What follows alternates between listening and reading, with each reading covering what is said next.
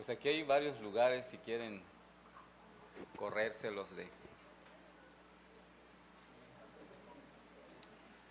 Bueno, vemos algunos asientos vacíos por aquí. La semana pasada estaba más lleno y a lo mejor fue por los impuestos que predicó el hermano. Creo que...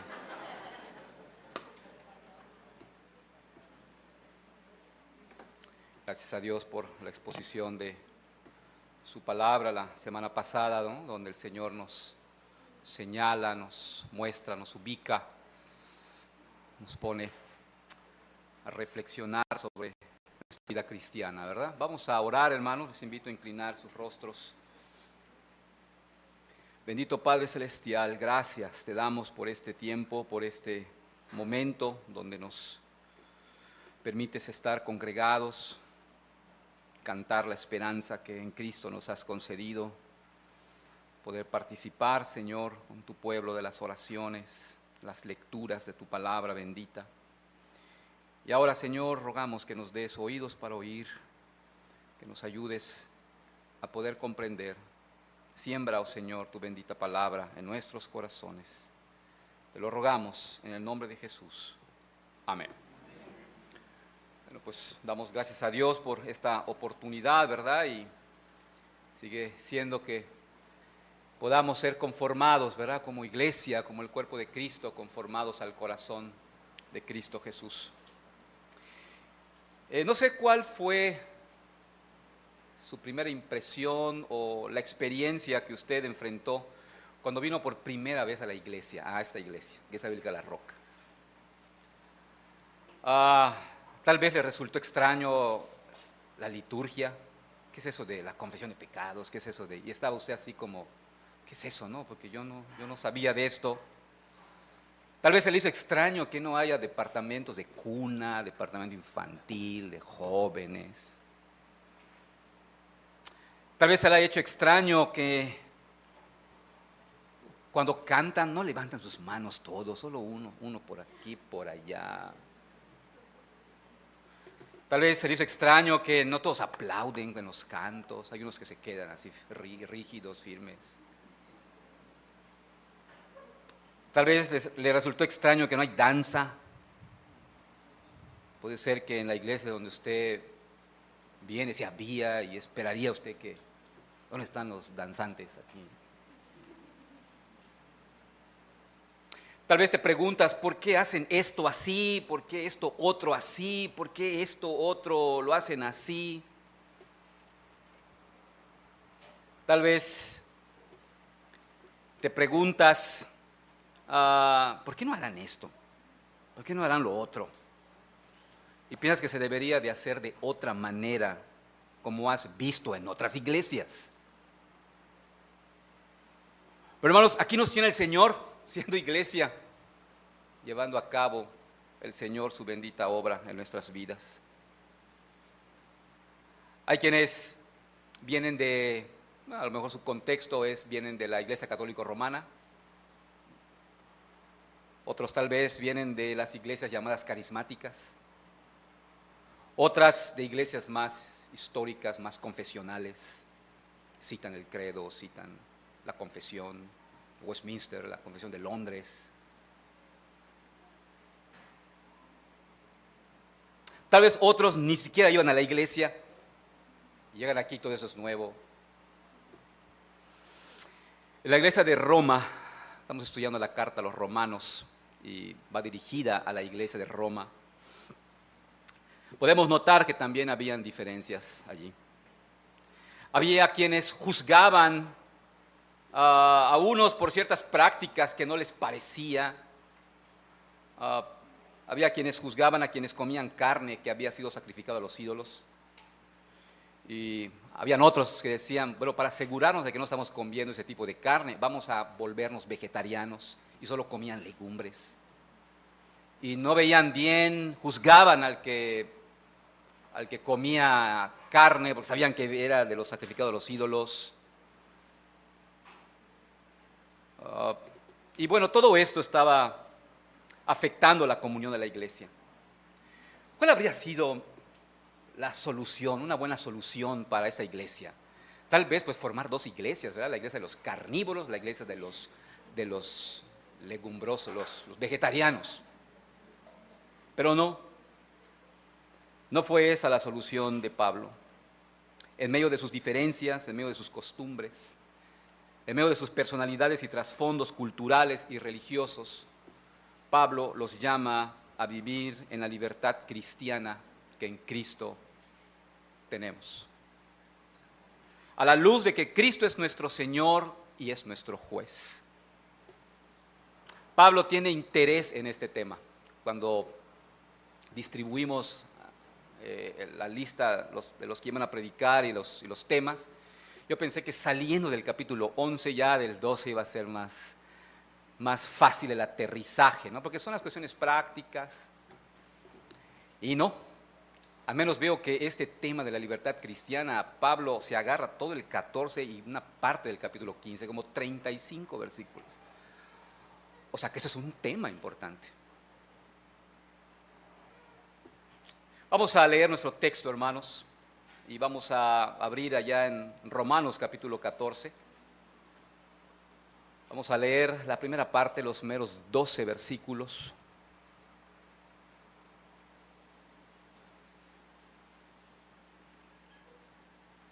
Romanos capítulo 14, del 1 al 12. Dice así, voy a dar lectura.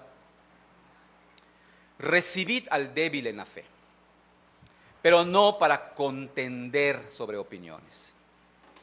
Porque uno cree que se ha de comer de todo, otro, que es débil, come legumbres.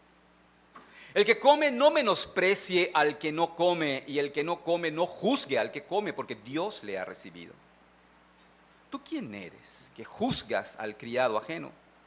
Para su propio Señor está en pie o cae, pero estará firme, porque poderoso es el Señor para hacerle estar firme. Uno hace diferencia entre día y día, otro juzga iguales todos los días. Cada uno esté plenamente convencido en su propia mente. El que hace caso del día lo hace para el Señor, y el que no hace caso del día para el Señor no lo hace. El que come para el Señor come porque da gracias a Dios, y el que no come para el Señor no come y da gracias a Dios. Porque ninguno de nosotros vive para sí y ninguno muere para sí. Pues si vivimos para el Señor vivimos, y si morimos para el Señor morimos. Así pues, sea que vivamos o que muramos, del Señor somos. Porque Cristo para esto murió y resucitó y volvió a vivir, para ser Señor así de los muertos como de los que viven. Pero tú, ¿por qué juzgas a tu hermano? O tú también, ¿por qué menosprecias a tu hermano? Porque todos compareceremos ante el tribunal de Cristo. Porque escrito está, vivo yo, dice el Señor, que ante mí se doblará toda rodilla y toda lengua confesará a Dios. De manera que cada uno de nosotros dará a Dios cuenta de sí. Señor, nos ayude, hermanos, en esta exposición, que lejos de que se llegue a pensar que se habla de, puedo hacer varias cosas, tomemos esto con temor y temblor. Porque sí, por la gracia en Cristo tenemos libertad, la libertad cristiana. Y bueno, Pablo aquí desarrolla este tema hablando de débiles y fuertes en la fe. Y la realidad espiritual que presenta aquí el apóstol Pablo es que todos son aceptados, los creyentes son aceptados por Cristo y también hechos responsables ante Dios. Por lo tanto, ya que el Señor los ha aceptado, el llamado es: acepta a tu hermano, recíbelo como hermano en la fe, sin juzgarnos. Ojo, en asuntos no esenciales. Dejando que ejerzan su libertad cristiana, como dice Pablo, según su pleno convencimiento en su propia mente. Voy a desarrollar este tema, hermanos, de estos meros 12 versículos. Quisiera identificar algunos principios que pone aquí el apóstol Pablo para ser considerados a fin de vivir la libertad cristiana en asuntos no esenciales. Y bueno, el primer punto, el primer principio que puedo observar aquí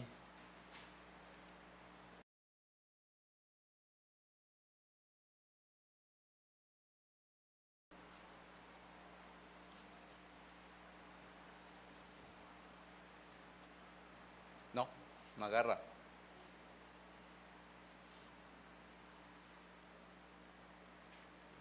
Ups, ahí está. Pablo llama a recibir sin presiones al hermano débil en la fe. Es lo que dice el versículo 1. Recibid al débil en la fe, pero no para contender sobre opiniones. Y bueno, creo que la primera pregunta que viene a la mente es: ¿quién es ese débil en la fe? ¿A quién tiene en mente Pablo y está llamando a recibir? Bueno, no perdamos de vista que esta iglesia de Roma, a quien Pablo le escribe, estaba formada en su mayoría por cristianos gentiles, que no eran judíos.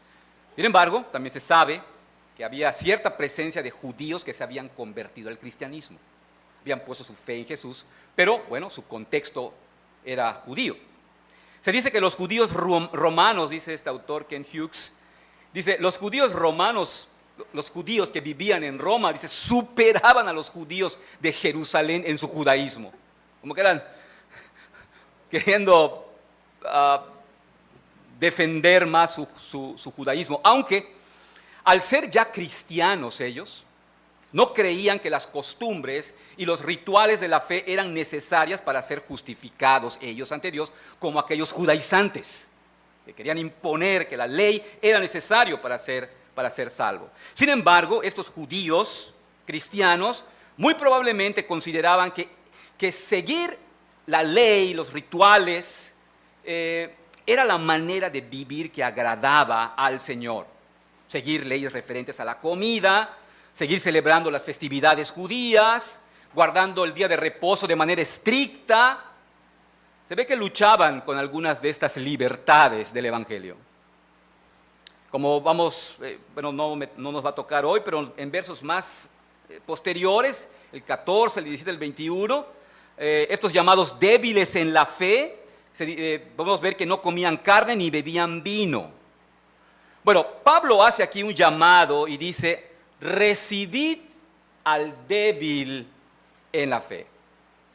Este verbo recibir conlleva recibir con un fuerte interés personal.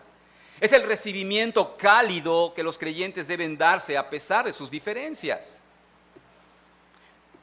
Pero Pablo agrega: pero no para contender sobre opiniones. Esto es, sin presionarlo para que acepte tus puntos de vista.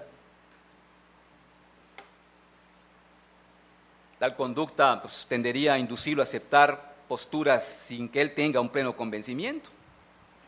Hay asuntos donde no hay normas concretas de conducta en la Biblia y hay que dejar el asunto de lado y continuar con lo que sigue. Es conocido, ¿verdad?, aquella frase del teólogo, filósofo y pastor Francis Schaeffer. Él solía hablar de un abismo, del abismo. Y él decía: colocamos el abismo en el lugar equivocado, separándonos de otros cristianos. Existe un abismo profundo entre los que conocen a Jesucristo y los que no. El abismo está entre los cristianos y el mundo, no entre cristianos. Los que conocen a Jesucristo estamos del mismo lado. Se cuenta de una obra de teatro cuya trama era un intenso conflicto entre un padre y su hijo. Llegó el momento en que tal fue el conflicto que acordaron separarse. Esa noche, el hijo no podía dormir, así que baja a la cocina a prepararse algo de comer y ahí se encontró a su padre, que también tenía hambre, no podía dormir y estaba buscando qué comer. Bueno, se prepararon unos sándwiches y comenzaron a recordar el pasado, el tiempo que habían pasado juntos, cuando se iban de cacería, cuando se iban de pesca, cuando se iban de paseo. Y en algún momento de esa conversación, el hijo le dijo: papá, ¿recuerdas aquella vez que estuvimos en el lago en ese bote verde? Y su padre respondió: el bote era azul, hijo. Y el hijo respondió: no, era verde. Y el padre respondió: te equivocas, era verde. No, azul, verde, azul. Y allí terminó todo. El hijo se fue para siempre. Algunas cosas simplemente no importan. Que Dios nos dé la sabiduría, hermanos, para ver lo esencial y lo que no lo es. Bien dijo el antiguo teólogo luterano alemán Rupertus Meldenius: en lo esencial unidad. En lo no esencial, libertad. En todas las cosas, caridad. Hay asuntos que de verdad no son esenciales en lo que debemos respetar la libertad de mi hermano creyente. Leía un documento del pastor Ken Hughes. Él señala que hay ciertos temas de asuntos no esenciales que cómo divide a los cristianos. Dice él, el tema del cine y del teatro. Hay quienes afirman que no debes asistir, otros que sí, pero debes ser muy selectivo. El tema del vino, si un cristiano debe o no beber vino o alguna bebida alcohólica y juzga al que toma rompope o al que se come sus chocolates con rompope. También está el tema del tabaco, dice, si se puede fumar un puro o es pecaminoso fumar un puro. Dice también que otro de los temas es el juego de cartas, por su asociación con los juegos de azar. También cita el tema del baile. Esta es una prueba de fuego para muchos, especialmente entre los muchachos. El tema de la moda. Hay quienes afirman que estar a la moda es mundano. Tener una pelada de moda es mundano. Si las mujeres deben usar pantalones, si deben usar maquillaje. El tema de la música. Si se debe oír música no cristiana. Aún incluso dentro de la música cristiana hay música que no deben o es pecaminoso oír. El tema de la riqueza material. Si es pecaminoso tener más de un auto, más de una casa. Si es pecaminoso comer en un restaurante no barato. Esos son algunos de los que cita este pastor. Pienso también yo en otros temas más actuales como los tatuajes, los piercings.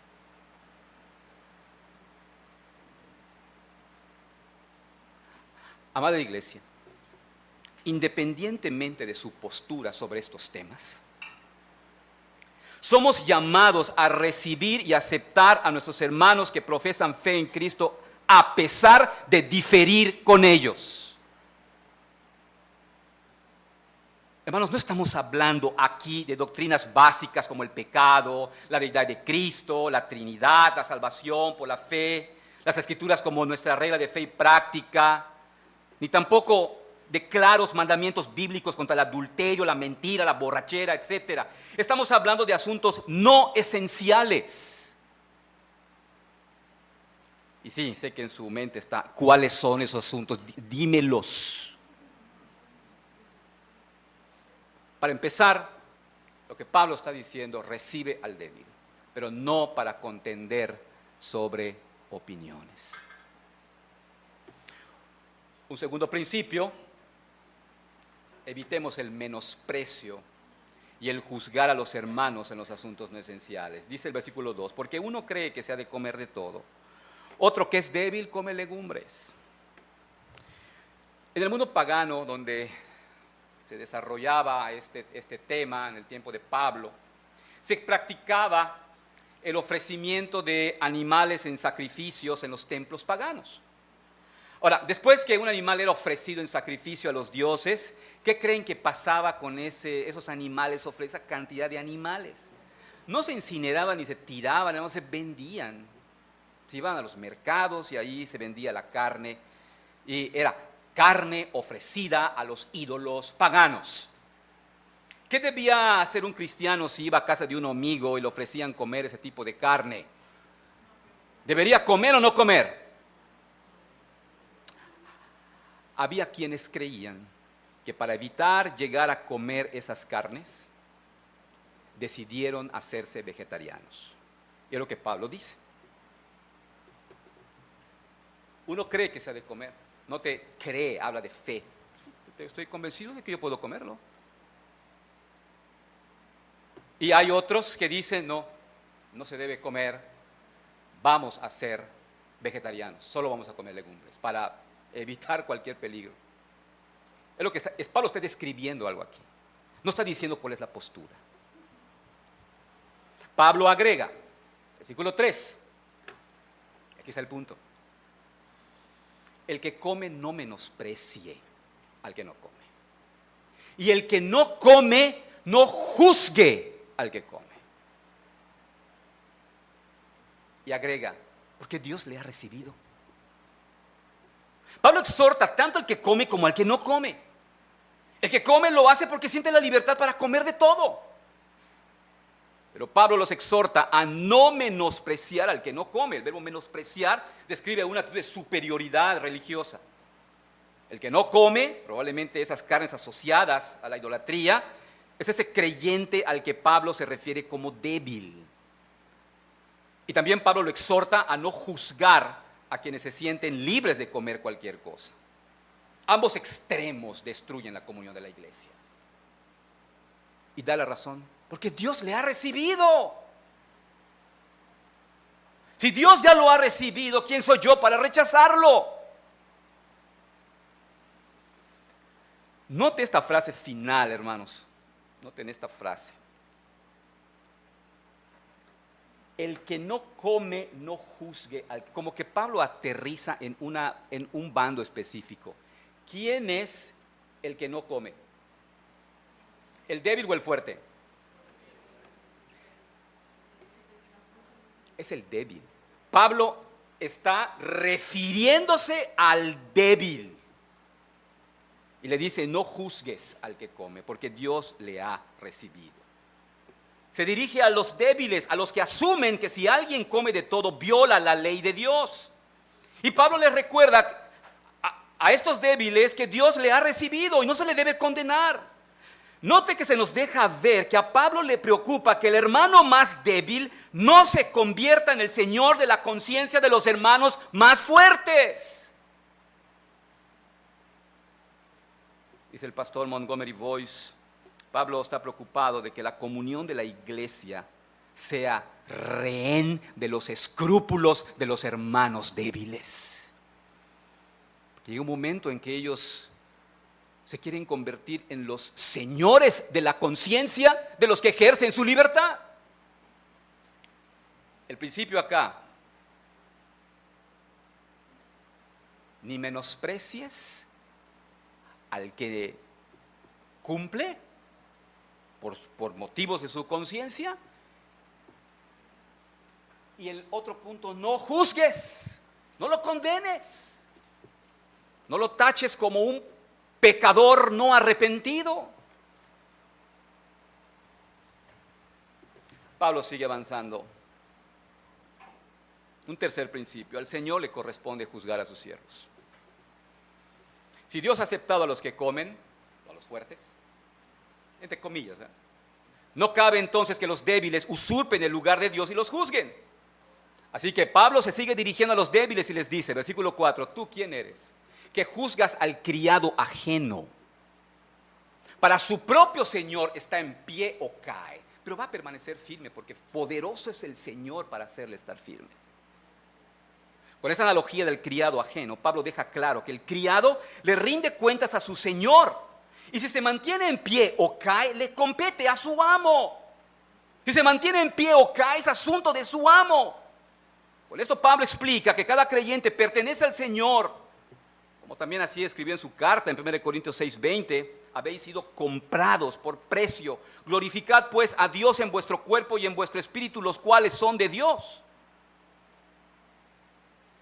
Pablo allá agrega, pero estará firme, porque poderoso es el Señor para hacerle estar firme. Esta es una gran promesa, hermanos, de que el Señor hará que sus hijos se mantengan en pie para cumplir el propósito para el cual Él los preserva. Esto significa que si el Señor siente que el otro creyente necesita cambiar algo en su vida para cumplir la obra que le ha encomendado, Él se encargará de su cambio, no tú.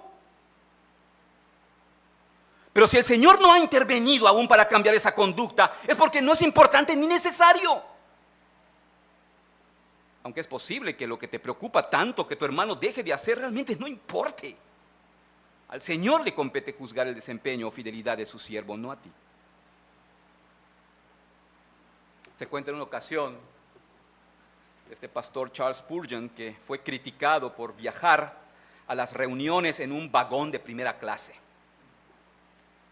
Y el que lo vio que estaba en primera clase, él estaba en los vagones de tercera clase, le dijo: señor Spurgeon, ¿qué hace usted arriba? Yo viajo atrás, allí atrás, en el vagón de tercera clase, cuidando el dinero del Señor.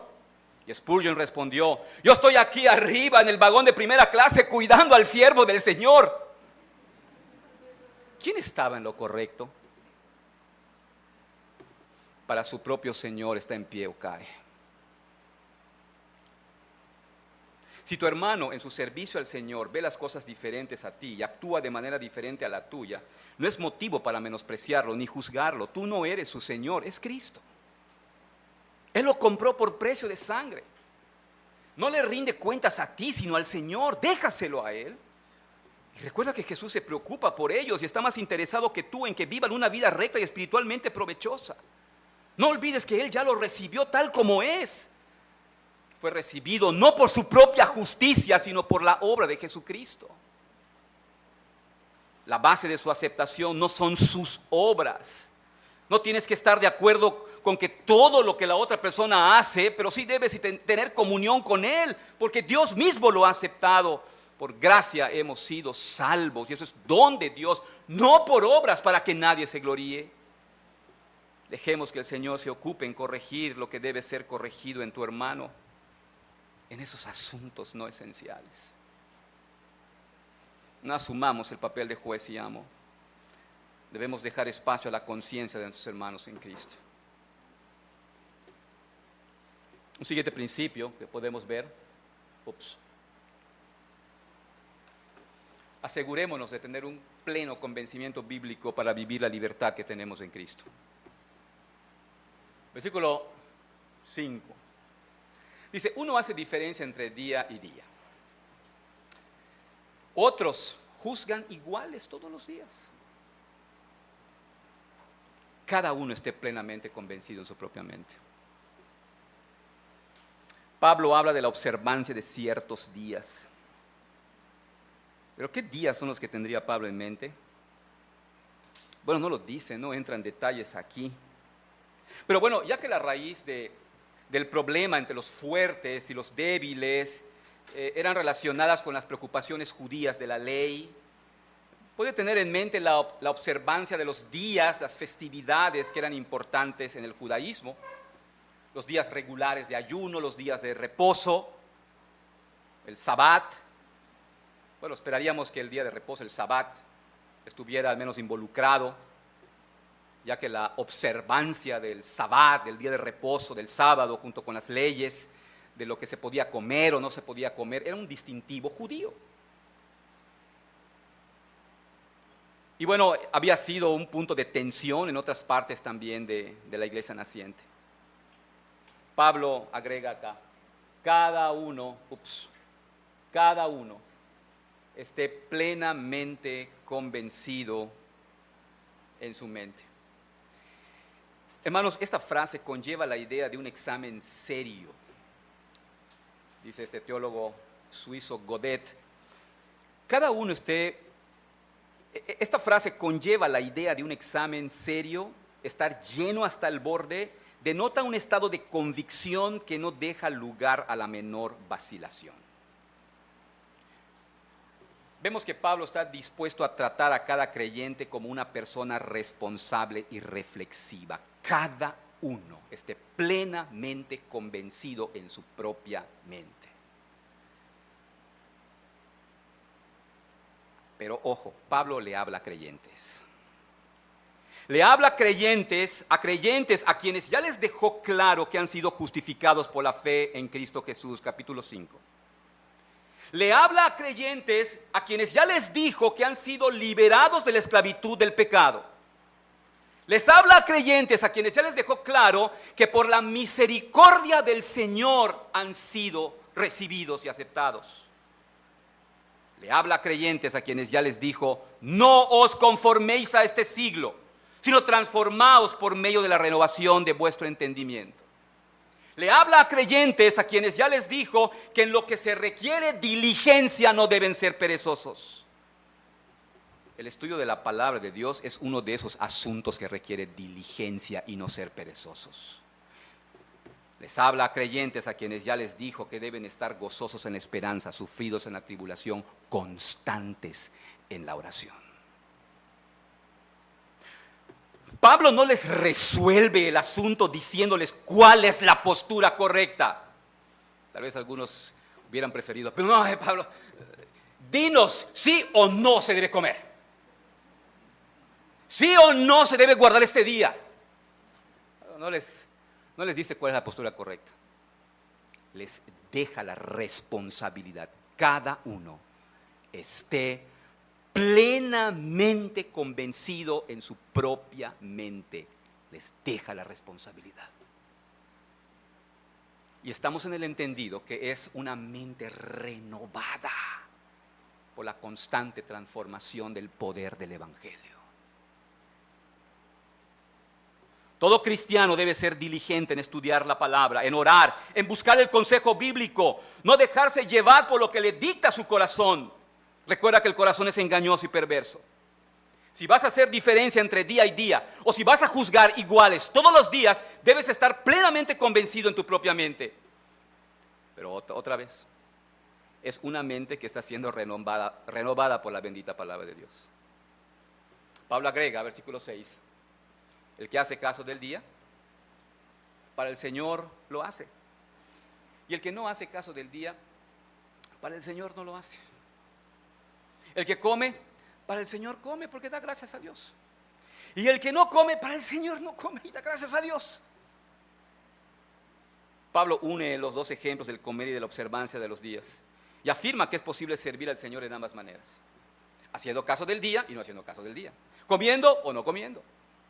Pablo no toma partido en el asunto, lo que sí hace es dejar claro cuál ha de ser la actitud del corazón. Pablo habla del agradecimiento en el caso de comer o no comer, pero también aplica a cualquier cosa que hagamos o no hagamos, como nuestra manera de guardar el día del Señor. ¿Podemos estar agradecidos? Este principio de dar gracias a Dios es de gran ayuda para discernir qué debemos hacer en situaciones de duda. Ante alguna situación donde la Biblia no es explícita, puedo preguntarme, ¿puedo disfrutar esto y dar gracias a Dios? Pensemos como ejemplo, hermanos, que ha sido un tema también de debate sobre el día del Señor. ¿Cuál es el día del Señor? ¿Cómo debe guardarse el día del Señor? Es un tema de gran debate y de división en varias denominaciones. Está la postura de que el día del Señor debe verse como el equivalente del día de reposo del Antiguo Testamento. O sea, en esta postura se afirma que los cristianos deben guardarlo como los judíos guardaban el sábado. Es una continuación del sabbat judío. Las confesiones de fe de Westminster de Londres de 1689 describen la responsabilidad del creyente ante este día y dice así, voy a citar un texto que tanto en la confesión de fe de Westminster como en la confesión de fe de Londres dice, este día de reposo se guarda santo para el Señor. Cuando los hombres, después de la debida preparación de su corazón y arreglados con anticipación todos sus asuntos ordinarios, no solamente guardan un santo descanso durante todo el día de sus propias labores, palabras, pensamientos acerca de sus empleos y diversiones mundanales, sino que también dedican todo el tiempo al ejercicio de la adoración pública y privada y en los deberes de caridad y de misericordia. Muchas iglesias reformadas practican el día del Señor de esta manera. Por lo tanto, paran completamente de todo trabajo para dedicarse a la adoración corporativa y la contemplación, evitando todo entretenimiento y recreación durante ese día. Está también la postura del culto dominical como el nuevo día del Señor. Esta perspectiva sostiene que el día de reposo o sabbat fue abolido por la muerte y resurrección de Jesucristo y que un nuevo día, el día del Señor, con sus propias características, lo han reemplazado. Esta postura no ve el día del Señor en domingo como una continuación del sabbat judío. En esta perspectiva se mira a la iglesia congregándose para adorar el primer día de la semana, o sea, como hoy, domingo.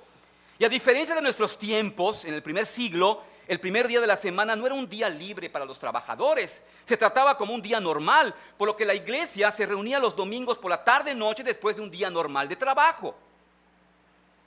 Habrá quienes afirmen que el día del Señor debe observarse como una continuación del Sabbat judío, parando completamente de todo trabajo y dedicándose a la adoración corporativa y la contemplación, evitando todo entretenimiento o recreación, y en ese sentido haciendo diferencia entre día y día, y lo hará para el Señor y dará gracias. Y habrá quienes ejerzan su libertad cristiana congregándose para adorar, pero también para convivir, saliendo a comer a alguna plaza con la familia, amigos, teniendo cierta recreación, y lo hará para el Señor y dará gracias a Dios por ello. El principio es: cada uno esté plenamente convencido en su propia mente, en el entendido de una mente renovada espiritualmente. Como iglesia local nosotros nos regimos por artículos de fe, y nuestro artículo 21, bueno, ya dice así: la iglesia ha reconocido el primer día de la semana como el día del Señor desde tiempos apostólicos. Por lo tanto, nosotros creemos que debe ser observado por todos los creyentes voluntariamente y en amor, como en un día santo, apartado al Señor para la adoración corporativa a Dios, un día de recordación de la resurrección de nuestro Señor de entre los muertos y de comunión y estímulo mutuo entre los santos. Animamos a la iglesia a congregarse regularmente. Animamos a la iglesia a venir preparados para unirnos a la adoración corporativa. Animamos a la iglesia a no ver el día del Señor como una opción, sino observarlo voluntariamente y en amor. Esa es la respuesta de una mente renovada por el mensaje poderoso del Evangelio: congregarse. La pregunta es: hermano, ¿haces un buen uso del día del Señor? ¿Lo aprovechas bien? Pero ¿qué hay también de los demás días de la semana? ¿Sirves a Dios también en esos días como deberías? Eres llamado a ser un cristiano pensante y reflexivo que no se conforma a este siglo, con una mente transformada, renovada, para comprobar cuál es la buena voluntad de Dios, agradable y perfecta. Pablo avanza, versículo 7, tenemos un quinto principio: concentrémonos en vivir para el Señor porque somos de Él. Porque ninguno de nosotros vive para sí y ninguno muere para sí. Deja Pablo ver aquí que pertenecemos a Cristo y no somos llamados a vivir nosotros como centro de nuestra propia existencia. Ni vive para sí mismo ni muere para sí mismo. No somos dueños ni de nuestra vida ni de nuestra muerte. Pablo, versículo 8 dice: pues si vivimos, para el Señor vivimos. Si morimos, para el Señor morimos. Así pues, sea que vivamos o que muramos, del Señor somos. En toda la vida e incluso a la hora de la muerte, el objetivo del creyente es agradar al Señor, traer alabanza y honor a su nombre. Incluso al morir, los creyentes se someten a la voluntad de Dios y se esfuerzan por agradarle en su manera de vivir. Esta sumisión consciente al Señor se basa en el señorío de Cristo. Así pues, sea que vivamos o que muramos, del Señor somos. Aquí se habla de identidad y pertenencia. Nuestra identidad como creyentes se define por nuestra pertenencia a Cristo. Los creyentes estamos bajo el señorío de Cristo, estamos bajo su autoridad. Cristo es nuestro Señor, nuestra vida entera le pertenece. Y ya que somos de Cristo, nuestro principal propósito en la vida no es nuestra propia realización personal, sino la gloria de Dios. Como Pablo señaló en el capítulo 11:36, porque de Él, por Él y para Él son todas las cosas. A Él sea la gloria por los siglos. Amén. Cada uno de nosotros debe vivir para el Señor.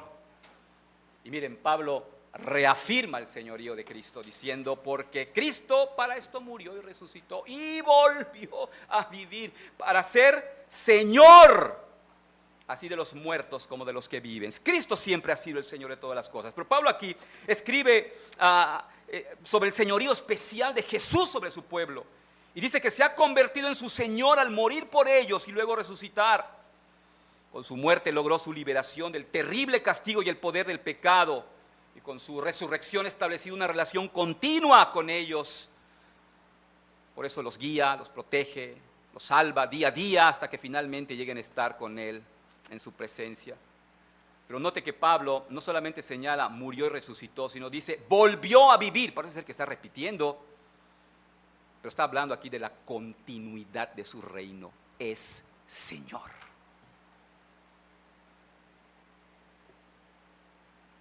Para ser Señor así de los muertos como de los que viven. Su señorío es el resultado de su obra redentora. Él es el Señor absoluto sobre los redimidos, tanto en esta vida como en la futura. Murió para redimirnos, resucitó para vivir y reinar sobre los suyos. Amada iglesia, somos del Señor porque Él murió y resucitó para ser nuestro dueño y soberano. Por tanto, cualquier diferencia entre creyentes en asuntos secundarios debe verse a la luz de esta verdad mayor. Es Cristo el Señor, no tú, no el débil, no el fuerte. El señorío de Cristo es la verdad fundamental para la unidad de la iglesia en medio de la diversidad de opiniones. Por lo cual Dios también le exaltó hasta lo sumo, le dio un nombre que es sobre todo nombre, para que en el nombre de Jesús se doble toda rodilla de los que están en los cielos y en la tierra y debajo de la tierra, y toda lengua confiese que Jesucristo es el Señor, para gloria de Dios Padre. Él es el Señor, el juez, juzgará vivos y muertos. Ya sea que vivamos o que muramos, somos del Señor. Por lo tanto, concentrémonos a vivir para Él. Los que son del Señor debe ser evidente que viven para Él. Eso los debes saber, los debes tener bien claro. Es más, hasta los inconversos saben esto, que los que son del Señor viven para Él. Déjeme contarle una anécdota que creo que ilustra esto. El primer rey que gobernó la península árabe, la península arábiga, se dice que fue el rey Abd al-Aziz. No sé si fue pariente de los de San Francisco de Asís. A finales de la década de 1930 y principios de 1940, las compañías petroleras estadounidenses comenzaron a explotar los grandes yacimientos petrolíferos árabes, lo que significó que muchos extranjeros, especialmente estadounidenses, se trasladaron a este país islámico. Algunos de ellos eran cristianos. Y al principio de este proceso, varios de estos estadounidenses se acercaron al rey para preguntarle si podían establecer iglesias en Arabia. El rey dijo que lo pensaría y que regresaran en unas semanas para recibir su respuesta. Una semana después, otro grupo de la compañía petrolera acudió al rey para preguntarle si podían ellos tener alcohol en los campamentos de la compañía. El alcohol está prohibido para los musulmanes. Y el rey respondió con una pregunta.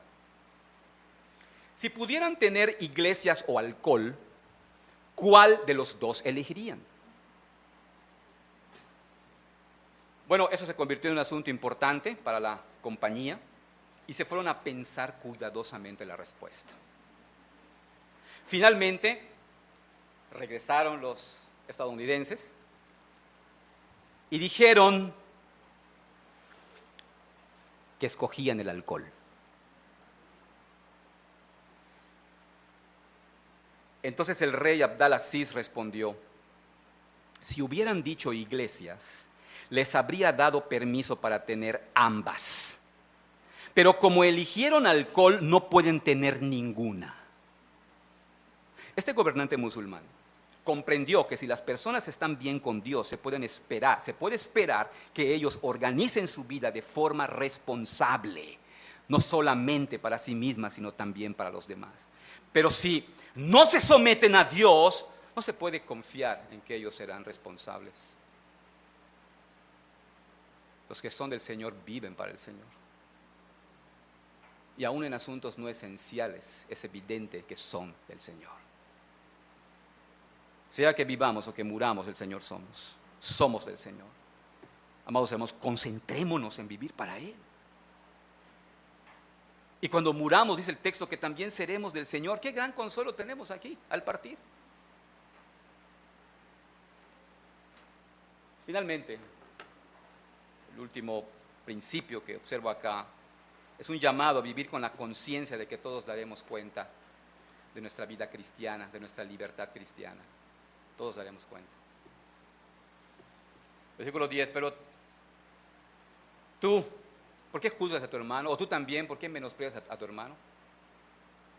Dice, todos compareceremos ante el tribunal de Cristo. Una doble reprensión que hace aquí, tanto al débil por juzgar y al fuerte por menospreciar. Note el señalamiento, tu hermano. Conlleva que ambos pertenecen a la misma familia espiritual.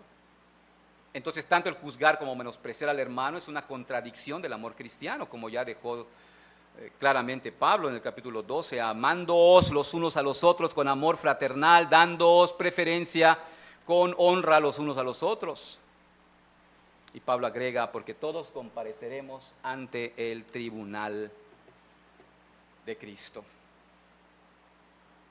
Esto es el tribunal de Cristo. Cristo es el Señor, Cristo es el juez legítimo. Es ante su tribunal al cual todos compareceremos. Por lo tanto, juzgar a otro creyente es usurpar el lugar de Cristo, porque Cristo es el único juez legítimo de los creyentes. Ni el juicio ni el desprecio tienen lugar entre los hermanos en la fe por cuestiones no esenciales.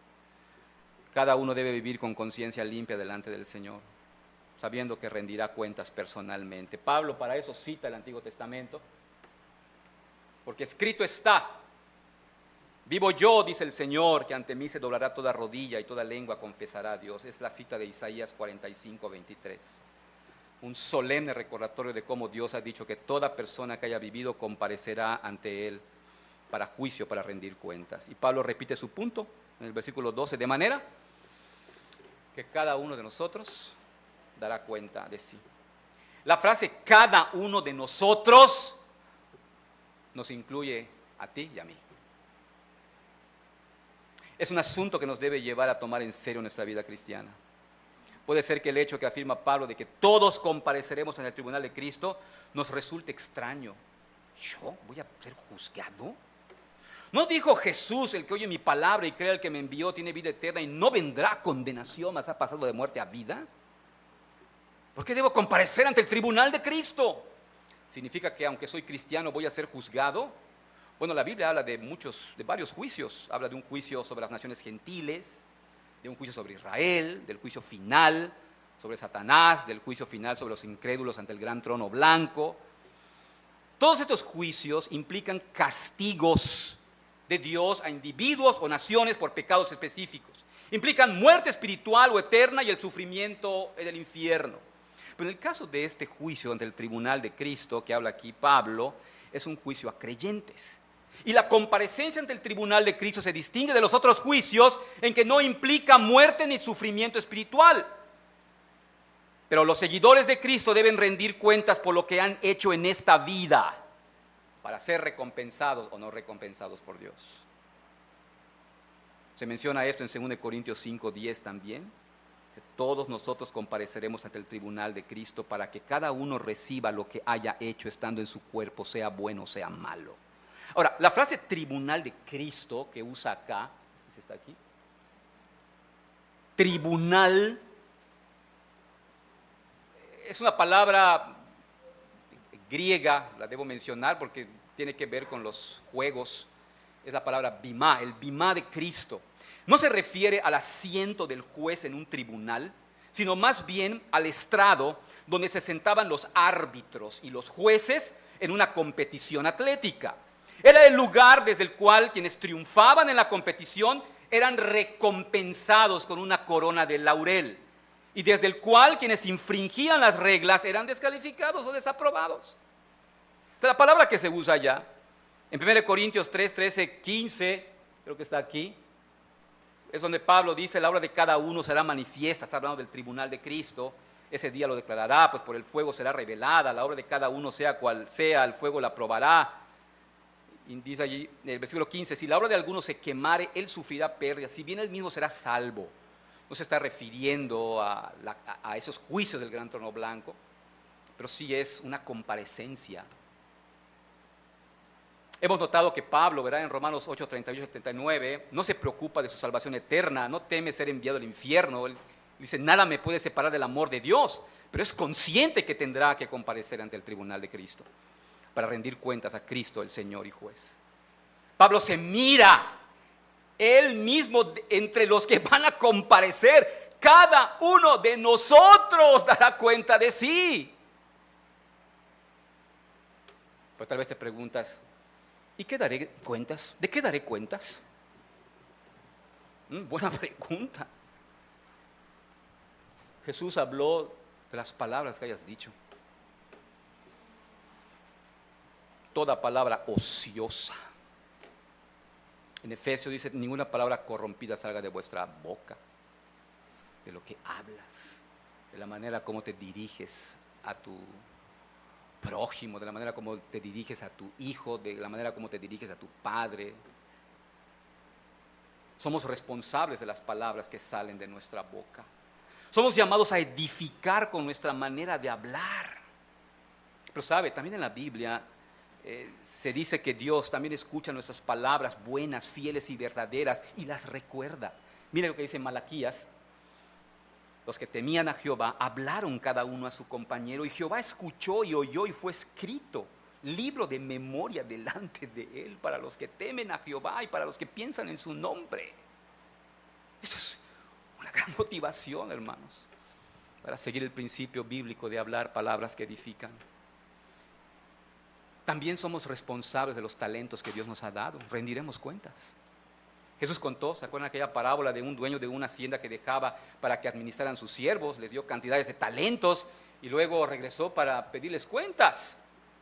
En una de ellas despidió al administrador diciendo, ¿qué es esto que oigo de ti? Da cuenta de tu administración, porque ya no puedes ser administrador. En otra condenó al mayordomo infiel por malo y perezoso, pero elogió a los siervos fieles diciendo, bien hecho, buen siervo. Has sido fiel en lo poco, sobre mucho te pondré. Ven, entra al gozo de tu Señor. Querido hermano, querida hermana, ¿has hecho un inventario de lo que Dios te ha dado? Los talentos que Dios te ha dado. De lo que Dios te ha otorgado para su servicio y su gloria.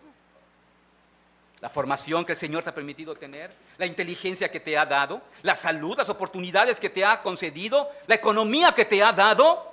Sea lo que sea que tengas, te lo ha dado Dios y eres responsable delante de Él de cómo lo usas. ¿Lo estás usando para Él? Te das cuentas. Somos también responsables de cómo usamos nuestro dinero. Jesús dijo, ninguno puede servir a dos señores porque aborrecerá al uno y amará al otro, o estimará al uno y menospreciará al otro. No podéis servir a Dios en las riquezas. ¿Qué rendición de cuentas darás del dinero que Dios te confió? ¿Encontrarás dinero malgastado? ¿Estarás satisfecho, Dios, con tus prioridades que se evidencian en el uso de tu dinero? Tal vez dirás, no creo porque yo tengo muy poco he tenido, aún de eso de rendir las cuentas. Somos responsables de cómo hemos usado nuestro tiempo. ¿Cómo lo usas? ¿Inviertes tiempo en el estudio de la Biblia, para la oración, para el servicio del Señor? ¿O tu tiempo está siendo invertido para facebookear, instagramear y esas cosas? Viendo series, videos, reels. Hay quienes saben mucho más de series que de la Biblia. Dicen que están demasiado ocupados para la lectura de la Biblia, pero pasan mucho tiempo ocupados en cosas vanas. Tal vez dices, es que tengo mucho trabajo, pero trabaja solo para ti. Hermanos, todos compareceremos en el tribunal de Cristo. No olvidemos que cada uno de nosotros dará a Dios cuenta de sí.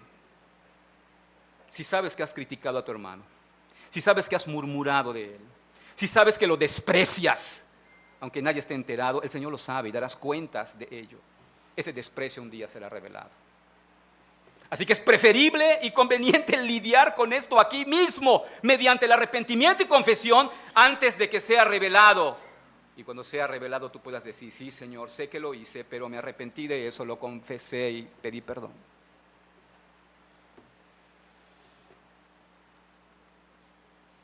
Sé que ya me llevé más del tiempo. También daré cuentas de eso.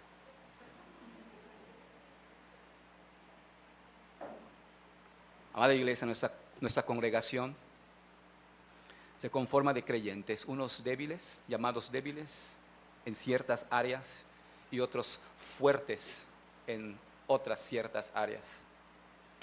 Y hemos sido exhortados a recibirnos porque el Señor nos ha recibido. Hemos sido exhortados a no juzgarnos en el ejercicio de nuestra libertad cristiana. Tal vez alguien pudiera preguntar, ¿entonces no debo decirle nada a mi hermano? ¿Debo ser indiferente a su vida cristiana? Tal vez te preguntas, pero ¿cuál es el criterio para saber si una práctica del hermano está dentro de los límites de lo aceptable o si ha cruzado la línea y no vive de acuerdo con el Evangelio? De nueva cuenta, no estamos hablando del pecado, hermanos. La libertad cristiana no aplica para vivir relaciones ilícitas, inmundicia, fornicación, pleitos, borracheras, ganancias deshonestas. Nadie puede usar esta enseñanza apostólica para probar su pecado. Pablo trata de asuntos no esenciales. Tal vez quisieras tener un instrumento de medición espiritual, algún juzgómetro o algo así que te permita medir. Pero no, Pablo no hace esto. Cada uno esté plenamente convencido. Recibamos impresiones al hermano débil en la fe. Evitamos el menosprecio y el juzgar a los hermanos en los asuntos no esenciales. Al Señor le corresponde juzgar a sus siervos. Asegurémonos de tener un pleno convencimiento bíblico para vivir la libertad que tenemos en Cristo. Concentrémonos en vivir para el Señor porque somos de Él. Y vivamos con la conciencia de esta realidad. Todos compareceremos ante el tribunal de Cristo. Revisa tu corazón. Clama al Señor que revele tu pecado, tanto de menosprecio como de juicio a nuestro hermano. Si somos honestos, de una u otra manera, somos culpables de juzgar. Esta es una de las cosas más dañinas que ocurren en las iglesias cristianas. Tristemente hay una tendencia de los cristianos de criticarnos. Tal vez lo criticas porque no parece ser lo espiritual y piadoso que debería ser. Yo he visto que esto ocurre mucho en los matrimonios. Y con todo respeto, muchas veces ocurre en el papel de la esposa a su esposo. La esposa juzga a su esposo por no ser el líder espiritual que debería ser, por no pensar, por no hablar de las cosas espirituales como debería hacerlo, por no leer lo suficientemente la Biblia, por no orar lo suficiente. Le interesa más la tele, le interesa otras cosas vanas. Sí, puede ser que tu esposo no sea tan espiritual. Y querido esposo, tal vez tú no seas tan espiritual como debes estar enfocado en serlo. Pero ni el menosprecio, ni el juicio cabe dentro de la unidad matrimonial. También está la tendencia de juzgar y criticar a otros cristianos por sus doctrinas, por no pensar y creer como uno, por las prácticas que tienen en sus iglesias. ¿Pero qué utilidad tendrá esto para el avance del reino? ¿Qué hay también de las diferencias de personalidad? Puede ser que no te agrada mucho ese hermano, cómo habla, cómo se ríe, por su manera de hablar se cree muy chistoso. Asuntos de ese tipo. Todos conocemos a Charles Spurgeon, ¿verdad? Que a lo mejor lo vemos y pensamos que era un tipo serio, un tipo... Leyendo su biografía, él fue considerado el mejor predicador de todos los tiempos. Bueno, de su época más bien. Pero sabe, fue criticado por frecuencia por ser muy chistoso, por ser muy gracioso. En esta ocasión una mujer le criticó el humor que tenía en sus sermones. Y Spurgeon le dijo: señora, me consideraría usted mucho mejor si supiera las cosas graciosas que omití. Arrepintámonos, hermanos, delante del Señor. Dejemos de criticarnos unos a otros. Dejemos que Dios trate con cada uno de sus hijos cuando Él quiera y de la manera como Él quiera hacerlo. Dediquémonos a vivir nuestras vidas lo mejor posible para la gloria de Dios, a vivir de forma que seamos ejemplo a creyentes y a no creyentes para ganarlos para Cristo. En esto conocerán que son mis discípulos si tuvieran amor los unos por los otros. Confiemos en que Dios está obrando en la vida del cristiano a quien juzgamos.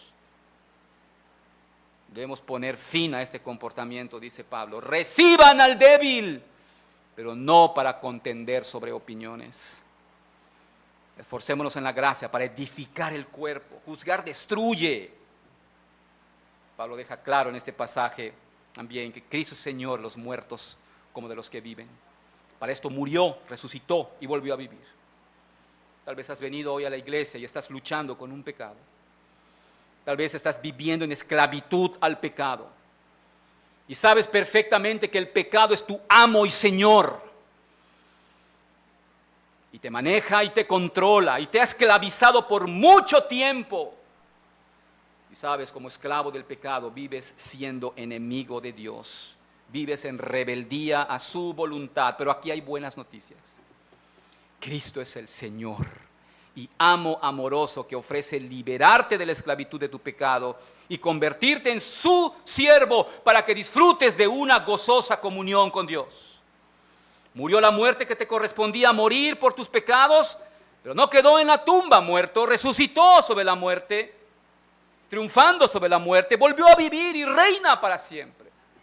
Si aún no te has rendido a Jesucristo, clama a Él para que te salve y te rescate de la esclavitud del pecado y puedas tú ser de Él y vivas para Él. Él te ofrece una vida y una vida en abundancia, en abundancia. Ven a Él ahora si aún no lo has hecho. Clama a Él ahora que Él puede ser hallado. Oremos. Bendito Padre Celestial, gracias te damos. Gracias te damos por habernos dado un gran Salvador que es Cristo Jesús, que nos ha libertado de la esclavitud del pecado, nos ha unido a Cristo. Por medio de tu Espíritu Santo, nos enseñas, nos corriges, nos redarguyes. Y oh Señor, qué gran responsabilidad tenemos como creyentes en este tema de la libertad cristiana. Perdona, Señor, nuestros juicios y nuestros menosprecios que hemos hecho. Lo hemos hecho, Señor. Y clamamos por el perdón de nuestro Salvador, Cristo Jesús. Y ayúdanos, oh Señor, a ser responsables, a ser creyentes, creciendo en una mente renovada, para que podamos vivir plenamente convencidos según nuestra propia mente, una mente renovada, para hacer cosas que no convienen y vivir para tu gloria, hacerlo para el Señor, como dice el texto, dando gracias a Dios. Guíanos, Señor, ayúdanos a poder vivir de esta manera piadosa, en santidad, como nos llamas a hacerlo. En el nombre de Jesús. Amén.